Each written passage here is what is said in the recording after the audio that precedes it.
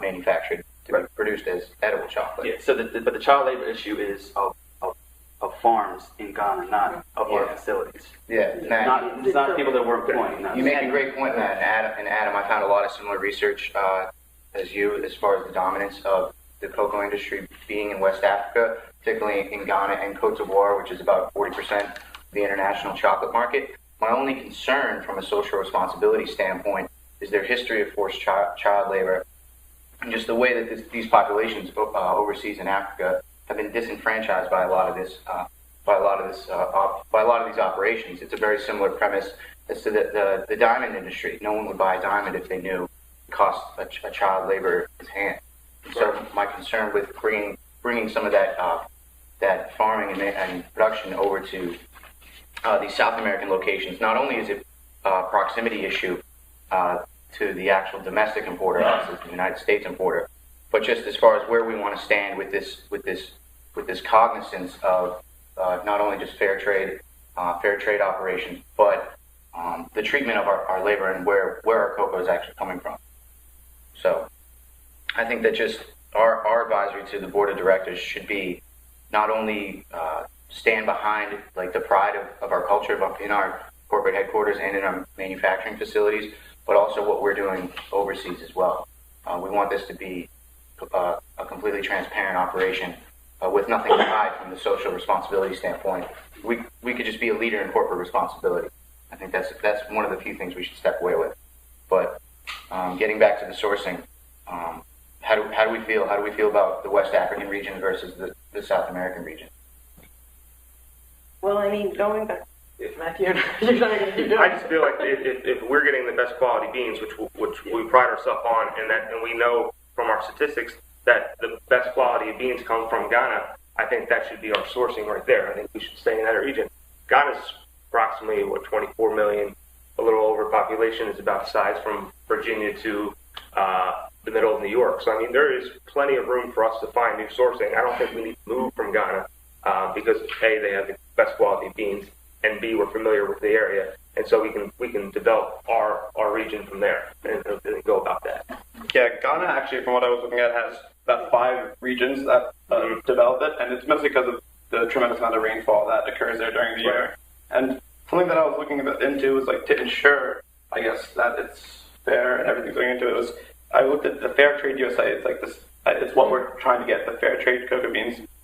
There is a difference though between our cocoa beans being fair trade and our product being fair trade, because if we want to promote our product as a fair trade product, then every single ingredient in our product needs to be fair trade and be held to these standards, not just this in Ghana. So if we want to put nuts in something, or if we want to put caramel in something, however that gets made and brought, that also needs to be fair trade, or else the whole product is just simply not fair trade.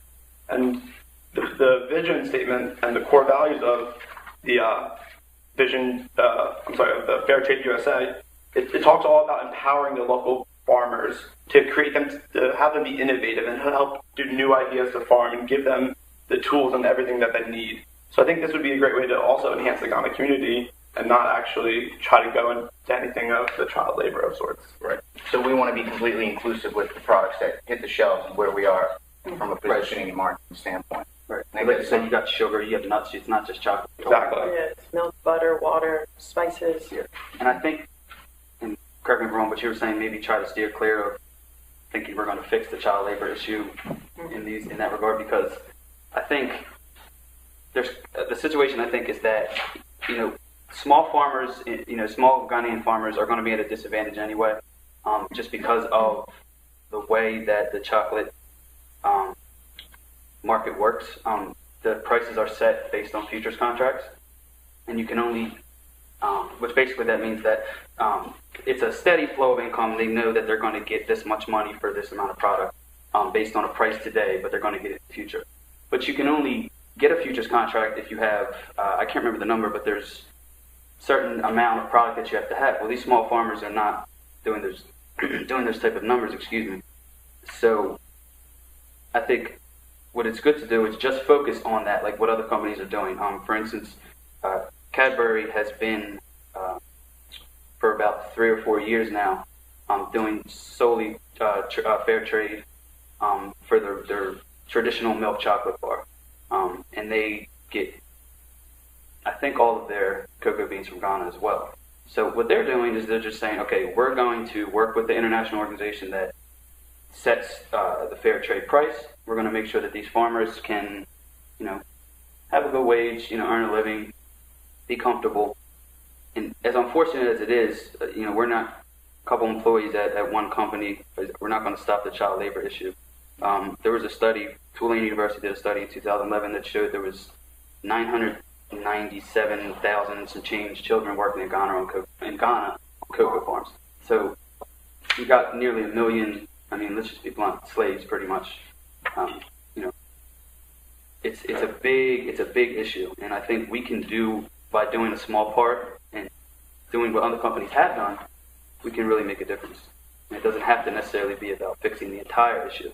Well, we don't have to fix the entire issue, but if it's something that we want to pride ourselves on as, being socially responsible, but by ensuring that we're getting fair trade cocoa beans, we're ensuring that the child labor laws are being put into effect as they should be. I don't think that they're being exploited. If we are able to get this fair trade through the cocoa beans, there's a rigorous standards that have to be followed. And in Ghana specifically, there's actually a board for specifically cocoa beans. It's called the Ghana Cocoa Board.